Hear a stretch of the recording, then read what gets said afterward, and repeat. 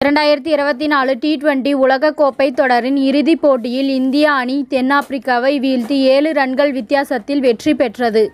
இதன் மூலம் இரண்டாவது முறையாக இந்திய அணி T20 உலகக்கோப்பை வென்றது. இந்த போட்டியின் முடிவில் ஆட்டநாயகன் மற்றும் தொடர் நாயகனாக விராட் கோலி மற்றும் பும்ரா அறிவிக்கப்பட்டனர். ஆனால் இவர்களை தாண்டி ஒரு இந்திய வீரர் இந்த உலகக்கோப்பையில் அதிக தாக்கத்தை ஏற்படுத்திய வீரராக இருக்கிறார். அது குறித்த புள்ளி விவரம் வெளியாகி உள்ளது. இந்த உலகக்கோப்பை இறுதிப் போட்டியில் விராட் கோலி 76 ரன்கள் அடித்தார். அதனால் அவர் ஆட்டநாயகனாக அறிவிக்கப்பட்டார்.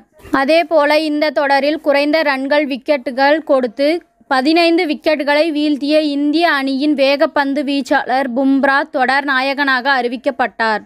இவர்கள் இருவரும் தன் உலகக்கோப்பையை இந்திய அணிக்கு வென்று கொடுத்தார்கள் என ரசிகர்கள் கொண்டாடி வருகின்றனர். ஆனால் வேறு ஒரு புள்ளி விவரம் இவர்கள் இருவரையும் தாண்டி மற்றொரு இந்திய வீரர்தான் இந்த அணியின் வெற்றிக்கு முதல் காரணம் என குறிப்பிடுகின்றது. MVP எனப்படும் அதிக மதிப்புமிக்க வீரர் என்ற புள்ளி விவரத்தில் ஒரு வீரரின் பேட்டிங், பவுலிங் மற்றும் ஃபீல்டிங் என அனைத்து செயல்பாடுகளும் கணக்கில் எடுத்துக்கொள்ளப்படும். ஒவ்வொரு செயல்பாட்டுக்கும் புள்ளிகள் வழங்கப்படும். அந்த புள்ளி விவரத்தின்படி பார்க்கும்போது ஹர்திக் பாண்டியாவை இந்த தொடரிலேயே அதிக மதிப்புமிக்க வீரராக இருக்கிறார். அவருக்கு 410.2 இம்பாக்ட் புள்ளிகள் வழங்கப்பட்டுள்ளன. அவர் 8 போட்டிகளில் 144 ரன்கள் மற்றும் 11 விக்கெட்டுகளை வீழ்த்தியுள்ளார்.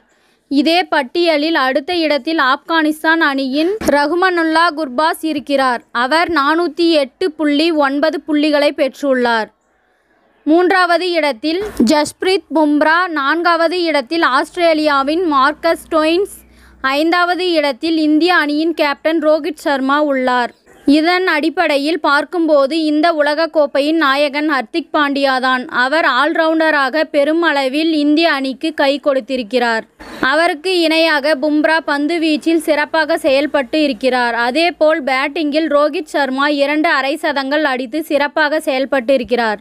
2024 IPL தொடரில் ஹர்திக் பாண்டியா சரியாக செயல்படாததால் அவரை உலகக்கோப்பை அணியிலேயே சேர்க்கக்கூடாது என பலரும் கூறி வந்த நிலையில் அவர் இந்த உலகக்கோப்பையில் அதிக தாக்கத்தை ஏற்படுத்திய வீரராக சிறப்பாக செயல்பட்டு இருப்பது குறிப்பிடத்தக்கது.